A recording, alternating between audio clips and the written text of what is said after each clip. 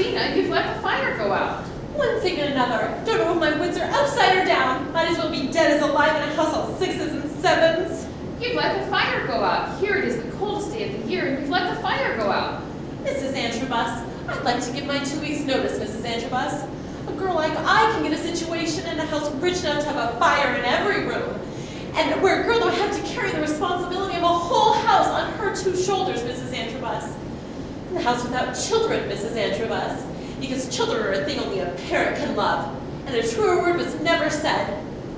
In a house, Mrs. Antrobus, where the master of the house don't pinch decent, self-respecting girls when he passes them in a dark corridor. I may mention no names and I make no charges.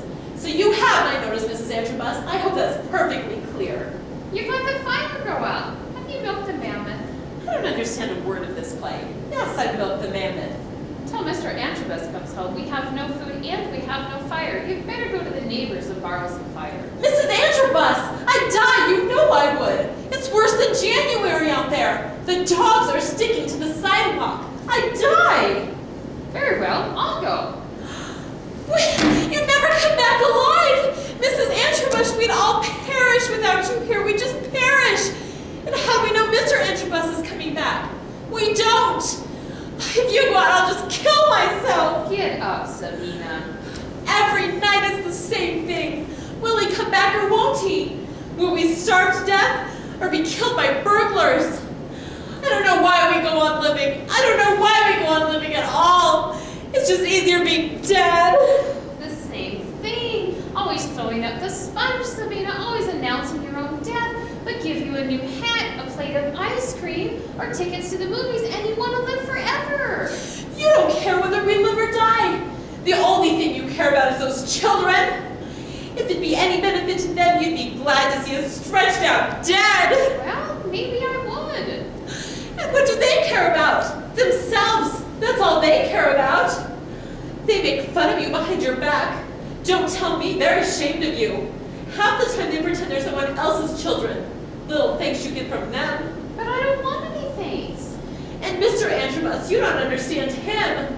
All the work he does trying to learn the alphabet and the multiplication table. Every time he tries to learn something new, you fight against him. Oh, Sabina, I know you. When Mr. Antrobus raped your home from Sabine Hills, he did it to insult me. He did it for your pretty face, but he did it to insult me. You were the new wife then, weren't you? For a year or two, you laid in your bed, polishing your hands and nails on your feet. I washed your underclothes. I cooked your chicken broth. I bore children into my very groans. I churned the cream that you would put on your face. I knew you wouldn't last, and you did it, did you? But it was I who inspired Mr. Antrobus to create the alphabet. I'm sorry to say it, Mrs. Antrobus, but you're not a beautiful woman. And you don't know what a man could do if he tried. It's girls like I who inspired the multiplication table. I'm sorry to say it, but you're not a beautiful woman, Mrs. Antrobus. And that's the God's truth. You didn't last.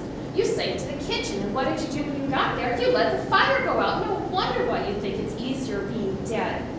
Reading and writing and counting on your fingers is all very well, but it is I who keep the home going.